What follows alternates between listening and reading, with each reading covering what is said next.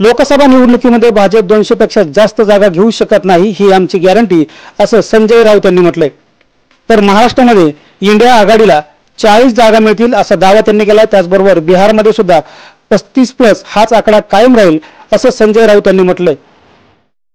धीरे धीरे वो 200 तक आ जाए, वो सर्वे छोड़ दीजिए. India alliance, India block minimum 300 seat पर जीतने जा रहे. बीजेपी 220 नहीं पार कर रही.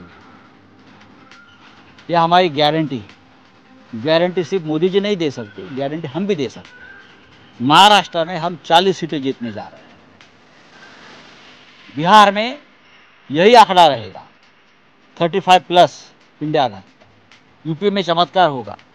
पश्चिम बंगाल में ममता जी और कांग्रेस का अलायंस नहीं हुआ है, लेकिन ममता जी इंडिया अलायंस के साथ है.